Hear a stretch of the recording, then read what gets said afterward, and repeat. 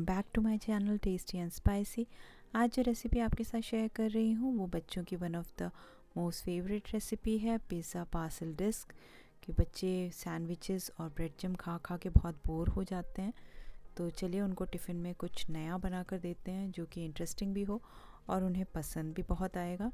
तो चलिए हम शुरू करते हैं इसे बनाना। इसके लिए मैं ले रही हूँ एक बोल में फाइनली चॉप्ड अनियन। उसमें मैं ऐड करूँगी थोड़े से स्वीट कॉर्न्स के साथ में मैं थोड़ी से कस की हुई गाजर मिलाऊंगी और उसके साथ ऐड करूँगी बारीक कटा हुआ कैप्सिकम। इन सभी चीज़ों को मैं अच्छी तरह से मिक्स कर लूँगी और इसके साथ में मैं थोड़े से ब्लैक ऑलिव्स भी ऐड करूँगी। वो बहुत अच्छा टेस्ट देते हैं, तो इसके लिए मैं थोड़ा सा अराउंड टेबल स्पून्स ऐड करूँगी। इसके बाद सभी चीज़ें मिक्स कर लेंगे और अब मैं ऐड कर रही हूँ थोड़ा सा मेयोनीज़ मैंने एगलेस यूज़ किया है। और अब मैं इसमें थोड़ा सा पेरी पेरी सॉस ऐड करूँगी। पेरी पेरी सॉस मैं बहुत ज़्यादा नहीं ऐड करूँगी क्योंकि थोड़ा स्पाइसी होता है और हम बच्चों के लिए बना रहे हैं, तो थोड़ा ध्यान रखने की ज़रूरत है। आप चाहें तो इसको केचप से रिप्लेस कर सकते हैं।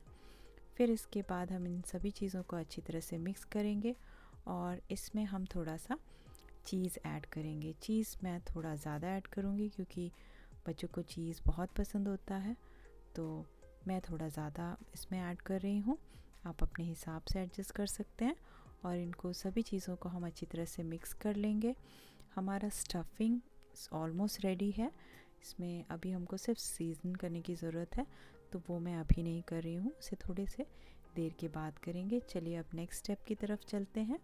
एक बोल में मैं लूँगी थोड़ा सा plane flower around 1.5 table spoons और उसमें मैं ऐड करूँगी थोड़ा सा सॉल्ट, एक चुटकी के करीब, और उसमें थोड़ा थोड़ा करके हम पानी मिलाते जाएंगे और एक स्मूथ बैटर बनाएंगे पहले, और फिर उसमें थोड़ा और पानी डाल के उसको एक स्लरी जो कि रनिंग कंसिस्टेंसी की होनी चाहिए बनाएंगे।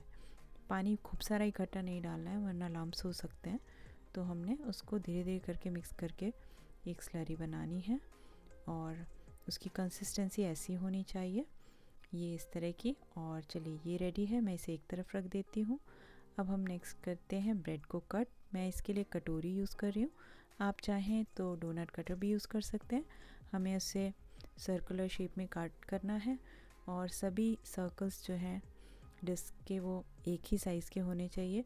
एक डिस्क के लिए हमें कम से कम 2 ब्रेड्स चाहिए और ब्रेड के साइड्स को आप रोस्ट करके ब्रेड क्रम्स के लिए यूज़ कर सकते हैं, तो इसे फेंकें ना। और अब चलते हैं नेक्स्ट स्टेप की तरफ। इसमें ऐड करें थोड़ी सीजनिंग, तो पहले रेड चिली फ्लेक्स ऐड कर रही हूँ और थोड़ा सा पिज़्ज़ा सीजनिंग। इनको आप अपने हिसाब से एडजस्ट कर सकते, कम या ज़्यादा। और फिर मैं इसमें ऐड करूँगी बहुत नॉमिनल सा सॉल्ट, क्योंकि चीज़ में ऑलरेडी सॉल्ट होता है, तो इसलिए अगर ज़्यादा सॉल्ट डाला तो वो बहुत ज़्यादा हो जाएगा, तो इसलिए बहुत नॉमिनल सा सॉल्ट डालना है। ये रेडी है।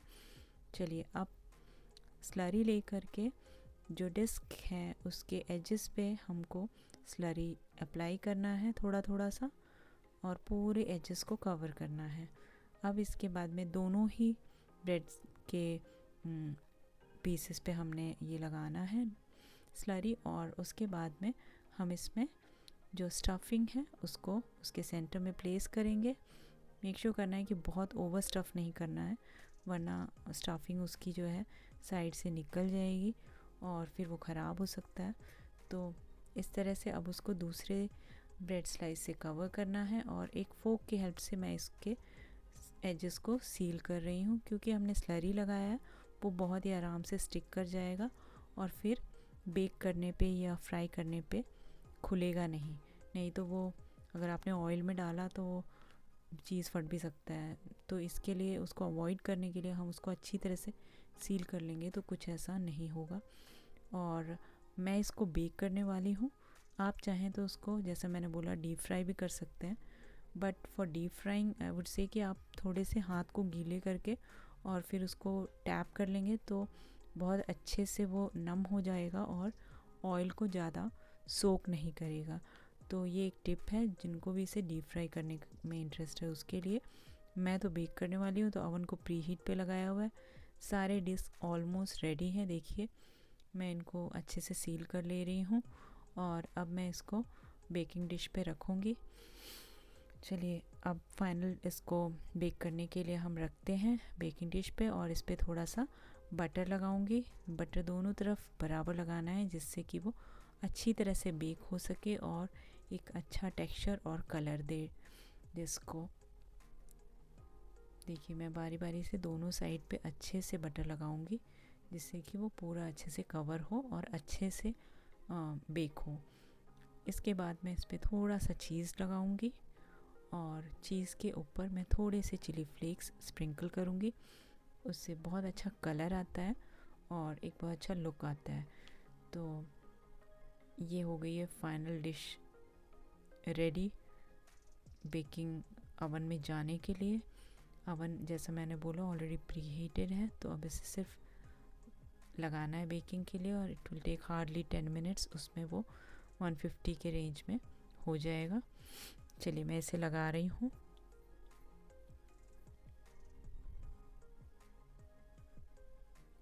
टेन मिनट्स हो गए हैं। ये देखिए हमारा पिज़्ज़ा पार्सल डिश बन कर के रेडी है और ये बहुत क्रिस्प है। ऊपर से बहुत ही अच्छा टेक्सचर है उसका और अंदर से उसका चीज़ मेल्ट हो करके बहुत ही सॉफ्ट और जूसी रहेगा।